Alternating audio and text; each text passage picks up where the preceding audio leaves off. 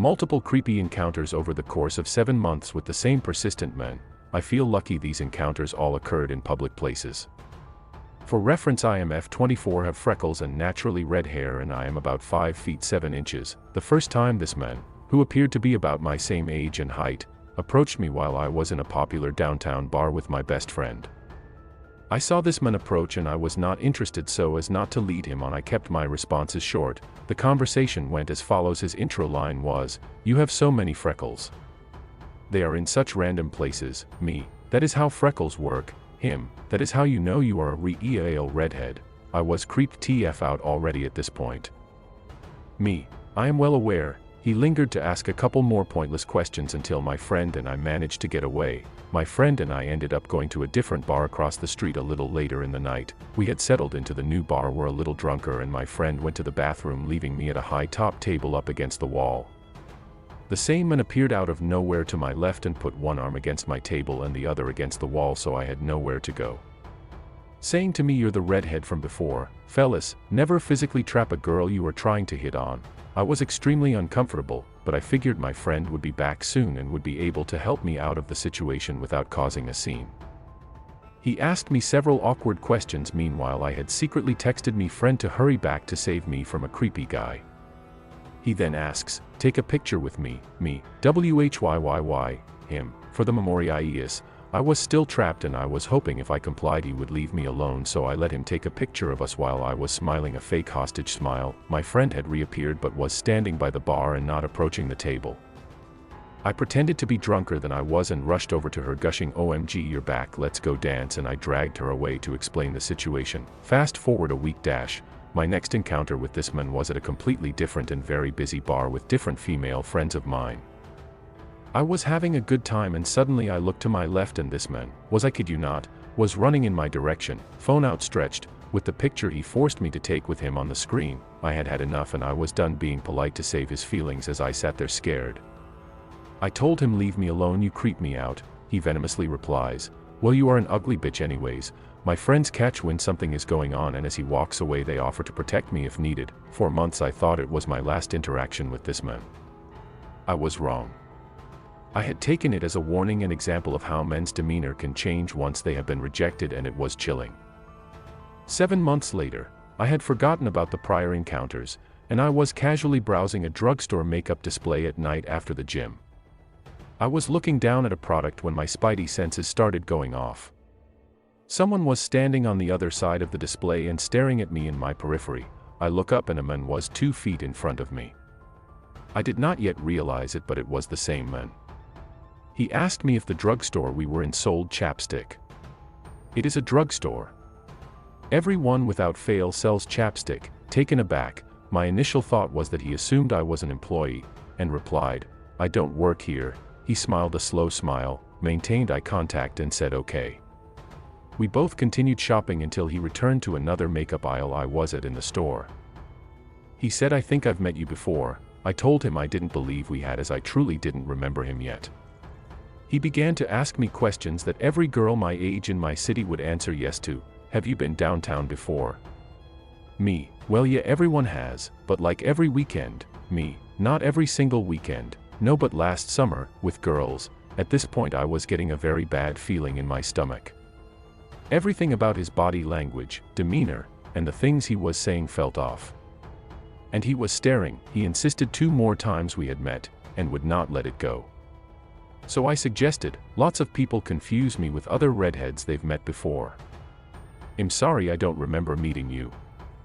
He stared at me and after a moment slowly said no. "I know the redhead I spoke to." I began walking to the register and he followed.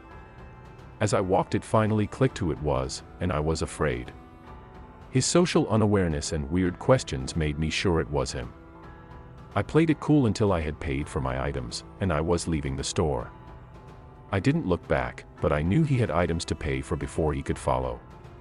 So as soon as I was out the door I sprinted for my car.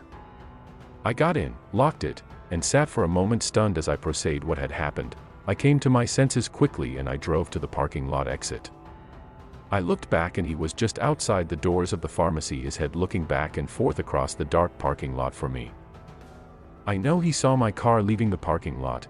and since it was at night few people were at the pharmacy, so it was clearly me leaving. I took note of the car he was walking to, and I decided to take an extra long route home to ensure I wasn't being followed.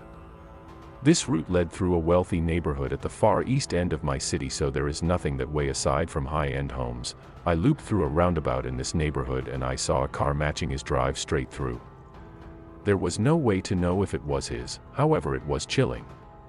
There was no sign of his car after that. A couple weekends later was my final encounter. It was St. Paddy's Day and the bars downtown were as packed as I have ever seen them. I was in the same bar he had first approached me in months before, alone as I was waiting for friends to get through security. He rushed up to me from the crowd. He said, "Hey, I know you from name of pharmacy." I had to assertively tell him to leave me alone multiple times.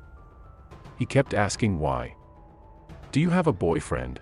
I responded again, saying, "None of your business, leave me alone." It is interesting how some men only seem to take another man's claim to a woman as a no, and not a woman's obvious and direct disinterest. To this day, another 7 months later, that was the last I saw of him. I am lucky these encounters were in public. They could easily have turned violent otherwise. I wrote this hoping to show other women being assertive and at times rude is completely okay and necessary to protect yourself. Some men do not take no for an answer easily. To this day it baffles me why he would try so hard to make me remember him after he called me an ugly bitch. Anyways, stay vigilant, ladies. Feel like I'm being followed. I was in New Orleans for a work conference. I was early for a dinner, so I was seated at a little table next to the piano for a cocktail before my party came. This man was at the adjacent table and we started talking. Very benign, seemed fine. The waitress came up to him and sternly said, "I know you want to keep talking to this young lady, but if I don't seat you now, you will lose your table." He left and was seated. The waitress came back to me and told me that the man paid for my drink. "That's fine," I said, "tell him thank you." Minutes later, a waiter came over and told me that he'd like for me to join him since he's dining alone. I told him to tell him thank you. But I'm waiting for my party. I'm seated with my group and his table is right next to ours and he is staring the entire time while he is eating. It was unnerving. But like, okay, maybe he thought I was an escort. Ick. The rest of my party noticed too. And well, after he was done eating, he stayed at the table and continued to watch me. Fast forward to the next night, I go meet some friends at a hotel bar to listen to live music. Mind you, this is in a completely separate part of town. New Orleans is huge. I go to the bar to grab a drink and this man is at the bar. Again, staring at me with almost a disdain. I've had maybe 3 other occurrences in my life where I felt this deep unsettling feeling. Was he following me? What are the odds we would be in the same place? I had a terrible dream last night that I was stuck in an elevator with this man, but I didn't know it was him, and he found where I lived and tried to break in. It felt like a psychic attack. A deep, unnerving, violating feeling. I've dealt with plenty of creeps, but this was different. My roommate and I woke up to a man watching us sleep. For context, I am a sophomore in college in a house full of 4 girls including myself. We live in the student housing sector and went all out for Halloween decorations, girly ones at that. We live facing towards the main street of the neighborhood and our backyard has a bunch of trees and bushes. There's a little trail to the back door, but it is in a weird place and is away from the main sidewalk. In terms of our actual house, there is a rather large window on our back door and we didn't have any window coverings, so it was clear as day to see into our whole bottom floor when looking through it. I know we should have covered it up sooner, but we didn't think this was an urgent matter. One night my roommate and I were watching a movie and both fell asleep on the couch. I never sleep on that couch and neither does she. It's super uncomfortable. In fact, we both woke up at separate times this night and just decided to stay on the couch rather than walking the 10 steps to our room. Looking back, I feel that it was just a little intuition we had, or even a guardian angel. We also had fallen asleep with almost every light imaginable on, so anyone peering through any window could see us on the couch clearly and all of our girly decor. It was about 5 in the morning and I get woken up by my roommate shaking me saying, "Be get up. Be get up. There's someone trying to get in." I instantly shoot up. See her terrified face looking at the back door, then instantly turn my head. I am literally getting chills writing this. I see a man standing with a hoodie on, holding a flashlight trying to pick our lock. I can still remember the scratching noise he made with whatever he was using. It definitely wasn't the sound of keys jingling, more of a thin wire against metal sound. As we were both staring at him at this point frozen in fear, he stopped. All three of us were just looking at each other for about a minute, when he slowly backed away from the door. My first instinct was to run to the door and make sure it was locked. I have never been so scared walking up to a door, and I never want to feel like that again. We quickly called the police and some friends in the area. The police came about 45 minutes later and just told us to call if anything else happens. They said it could be a drunk college student or a person with bad intentions, but we will never know. I still get a sick feeling thinking about it and hope that it was a drunk mistake, but something tells me it was not. We quickly installed more cameras, door/window stoppers, and covers for every part of the house.